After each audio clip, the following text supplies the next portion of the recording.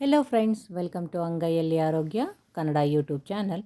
ಇವತ್ತು ನಾನು ನಿಮಗೆ ಕಲ್ಲಂಗಡಿ ಹಣ್ಣಿನ ಸಿಪ್ಪೆಯ ಇನ್ನೊಂದು ರೆಸಿಪಿಯನ್ನು ಮಾಡಿ ತೋರಿಸ್ತಾ ಇದ್ದೀನಿ. ಕಲ್ಲಂಗಡಿ ಹಣ್ಣಿನ ಎಡಿಬಲ್ ಪಾರ್ಟ್ನ ಸಪ್ರೇಟ್ ಮಾಡಿಕೊಂಡು ಅದರ ಹೊರ ಸಿಪ್ಪೆಯನ್ನು ತೆಗೆದುಬಿಟ್ಟು ಈ ಗ್ರೀನಿಶ್ ಇರೋಂಥ ಸಿಪ್ಪೆನ ಈ ರೀತಿ ಸ್ವಲ್ಪ ದಪ್ಪ ಹೋಳುಗಳಾಗಿ ಹೆಚ್ಕೋಬೇಕು. ಆದಷ್ಟು ಒಂದೇ ಸೈಜ್ ಪೀಸ್ಗಳನ್ನ ಕಟ್ ಮಾಡಿ ಇಟ್ಕೊಳ್ಳಿ. ನೋಡಿ, ನನಗೆ ಇಷ್ಟು ಹೋಳುಗಳು ಸಿಕ್ಕಿದೆ. ಈಗ ಅದನ್ನು ಬೇಯಕ್ಕೆ ಇಟ್ಬಿಟ್ಟು ನಾವು ಅದಕ್ಕೆ ಮಸಾಲೆನ ರೆಡಿ ಮಾಡ್ಕೋಬೇಕು. ಸ್ಟವ್ ಆನ್ ಮಾಡಿ ಒಂದು ಸ್ಟೀಲ್ ಬಾಂಡಿನ ಇಟ್ಟು ಅದಕ್ಕೆ ಒಂದು 3 ಸ್ಪೂನಷ್ಟು ಬಿಳಿ ಎಳ್ಳನ್ನು ಹಾಕ್ಕೊಂಡು ಹುರಿತಾ ಇದ್ದೀನಿ. ಇದನ್ನು ಡ್ರೈ ಫ್ರೈ ಮಾಡಬೇಕು. ಜಸ್ಟ್ ಆ ಎಳ್ಳೆಲ್ಲ ಪಾಪಪ್ ಆಗೋ ಸೌಂಡ್ ಬರುತ್ತಲ್ಲ, ಅಷ್ಟು ಹುರಿದ್ರೆ ಸಾಕು. ಎಳ್ಳು ಫ್ರೈ ಮಾಡಬೇಕಾದ್ರೆ ಯಾವಾಗಲೂ ಲೋ ಫ್ಲೇಮಲ್ಲೇ ಮಾಡಿ, ಇಲ್ಲಾಂದರೆ ಹೈ ಫ್ಲೇಮ್ ಅಂದರೆ ಎಳ್ಳು ಬೇಗ ಪಾಪಪ್ ಆಗಿ ಸಿಡಿದು ಬಿಡುತ್ತೆ, ಇಲ್ಲ ಬೇಗ ಅದು ಬ್ರೌನಿಷ್ ಆಗಿಬಿಡುತ್ತೆ. ಹಾಗಾಗಿ ಲೋ ಫ್ಲೇಮಲ್ಲೇ ಯಾವಾಗಲೂ ನೀವು ಎಳ್ಳನ್ನು ಹುರಿಬೇಕು. ನೋಡಿ, ಇವಾಗ ಪಾಪಪ್ ಆಗ್ತಾಯಿರೋ ಸೌಂಡ್ ಬರ್ತಾ ಇದೆ. ಸೊ ಚಟ ಚಟ ಅಂತ ಸಿಡಿತಾ ಇರುತ್ತಲ್ಲ, ಆ ಟೈಮಲ್ಲಿ ಸ್ಟವನ್ನು ಆಫ್ ಮಾಡಿಬಿಟ್ಟು, ಬಾಣಲೆ ಇನ್ನೂ ಬಿಸಿ ಇರುತ್ತೆ, ಸೊ ಹಾಗಾಗಿ ಸ್ವಲ್ಪ ಹುರಿಬೇಕು ಇನ್ನೂ. ನೋಡಿ, ಇವಾಗ ಬೇಯಕ್ಕೆ ಇಟ್ಟಿದ್ದೀವಲ್ಲ, ಆ ಹೋಳಿಗೆ ಒಂದು 1/4 ಗ್ಲಾಸಷ್ಟು ನಾನು ವಾಟರ್ನ ಆ್ಯಡ್ ಮಾಡ್ತಾಯಿದ್ದೀನಿ. ಜಾಸ್ತಿ ವಾಟರ್ ಆ್ಯಡ್ ಮಾಡಬೇಡಿ. ಮತ್ತು ಆ ಹೋಳಿಗೆ ತಕ್ಕಷ್ಟು ಅರಳುಪ್ಪನ್ನು ಸೇರಿಸಿ ಕುದಿಸ್ತಾ ಇದ್ದೀನಿ. ಸೊ ಇವಾಗ ಒಂದು ಜಾರ್ನ ತಗೊಂಡು ಅದಕ್ಕೆ ಒಂದು 2 ಹಿಡಿಯಷ್ಟು ಹಸಿ ಕಾಯಿ ತುರಿನ ಹಾಕ್ಕೊಂಡಿದ್ದೀನಿ. ಹಾಗೆ ಖಾರಕ್ಕೆ ನಾನಿಲ್ಲಿ 8 ಗ್ರೀನ್ ಚಿಲ್ಲೀಸ್ ಹಾಕ್ತಾಯಿದ್ದೀನಿ. ನಿಮಗೆ ಖಾರ ಜಾಸ್ತಿ ಬೇಕು ಅಂದರೆ ಇನ್ನೊಂದೆರಡು ಚಿಲ್ಲಿನ ಜಾಸ್ತಿ ಮಾಡ್ಕೋಬೋದು. ಹಾಗೆ ಈ ಹುರಿದಿಟ್ಟಿರೋವಂಥ ಎಳ್ಳು ಆರಿದ ಮೇಲೆ, ಅದು ಕೈಯಲ್ಲಿ ಮುಟ್ಟುವಷ್ಟು ತಣ್ಣಗಾಗಿದೆ ನೋಡಿ, ಆರಿದ ಮೇಲೆ ಅದನ್ನು ಗ್ರೈಂಡ್ ಮಾಡೋಕ್ಕೆ ಹಾಕ್ತಾಯಿದ್ದೀನಿ. ಬಹಳ ತುಂಬ ಸಿಂಪಲ್ ಆಗಿರುವಂಥ ರೆಸಿಪಿ ಮತ್ತು ಅಷ್ಟೇ ಟೇಸ್ಟಿಯಾಗಿರುವಂಥ ರೆಸಿಪಿ ಇದು.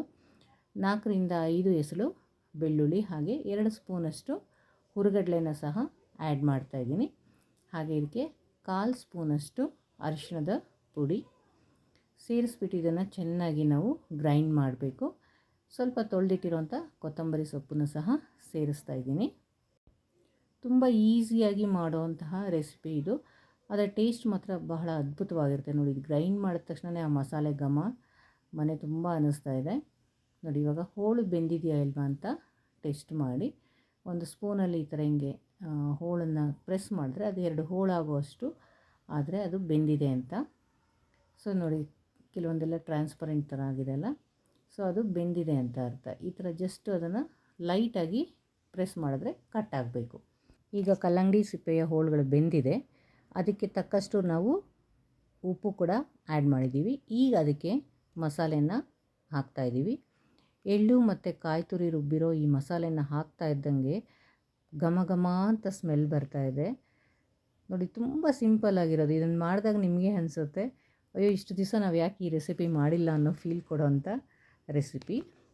ಈಗ ಮಸಾಲೆನೆಲ್ಲ ಕಂಪ್ಲೀಟಾಗಿ ನಾನು ಟ್ರಾನ್ಸ್ಫರ್ ಮಾಡಿದ್ದೀನಿ. ಹಾಗೆ ಅದನ್ನು ಹೋಳುಗಳ ಜೊತೆ ಸ್ವಲ್ಪ ಫ್ರೈ ಮಾಡಿಬಿಟ್ಟು, ಅದಾದಮೇಲೆ ಜಾರಿಗೆ ಸ್ವಲ್ಪ ನೀರು ಹಾಕಿಬಿಟ್ಟು ಆ ಜಾರನ್ನ ತೊಳೆದ್ಬಿಟ್ಟು ಆ ನೀರನ್ನು ಸಹ ಇದಕ್ಕೆ ಆ್ಯಡ್ ಮಾಡಿ 1-2 ಕುದಿ ಕುದಿಸ್ಬೇಕು. ಎಳ್ಳು ಆ್ಯಡ್ ಮಾಡಿರೋದ್ರಿಂದ ಈ ರೆಸಿಪಿಯಿಂದ ನಮಗೆ ಕ್ಯಾಲ್ಶಿಯಂ ಮತ್ತು ಐರನ್ ಸಿಗುತ್ತೆ. ಹಾಗೆ ಕಲ್ಲಂಗಡಿ ಸಿಪ್ಪೆಯಿಂದ ನಮಗೆ ಮಲ್ಟಿಪಲ್ ವಿಟಮಿನ್ ಕೂಡ ಸಿಗುತ್ತೆ. ಸೊ ಇದು ತುಂಬ ಚೆನ್ನಾಗಿ ಗಮ್ಮನ್ನು ವಾಸನೆ ಬರ್ತಾ ಇದೆ. ಈಗ ಇದೇ ಥರ ನಾವು ಬೂದುಗುಂಬಳಕಾಯಲ್ಲೂ ಸಹ ಇದನ್ನು ಮಾಡ್ಕೋಬೋದು. ಈ ಪಲ್ಯ ಅಥವಾ ಗಟ್ಟಿ ಗ್ರೇವಿ ಥರ ಇದೆಯಲ್ಲ, ಇದು ಬಿಸಿ ಬಿಸಿ ಅನ್ನಕ್ಕೆ ಹಾಗೆ ಚಪಾತಿ ದೋಸೆಗೂ ತುಂಬ ಚೆನ್ನಾಗಿರುತ್ತೆ. ಇಷ್ಟು ಈಸಿಯಾಗಿರೋ ಸಿಂಪಲ್ ಆಗಿರೋ ರೆಸಿಪಿನ ನೀವು ಒಮ್ಮೆ ಟ್ರೈ ಮಾಡಿ. ರೆಸಿಪಿ ಇಷ್ಟ ಆದರೆ ನೀವು ಈ ಚಾನಲ್ನ ಸಬ್ಸ್ಕ್ರೈಬ್ ಮಾಡಿ, ಲೈಕ್ ಮಾಡಿ, ಹಾಗೆ ಕಾಮೆಂಟ್ನ ಕೊಡಿ.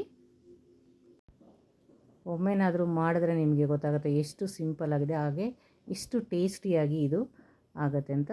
ತುಂಬ ಈಸಿಯಾಗಿ ಮಾಡ್ಬೋದು ಮತ್ತು ತುಂಬ ಕಡಿಮೆ ಇಂಗ್ರೀಡಿಯೆಂಟ್ಸ್, ಹಾಗಾಗಿ ಮನೇಲಿರೋಂಥ ವಸ್ತುಗಳಲ್ಲೇ ದಿಢೀರಂತ ಸಹ ಮಾಡ್ಬೋದು.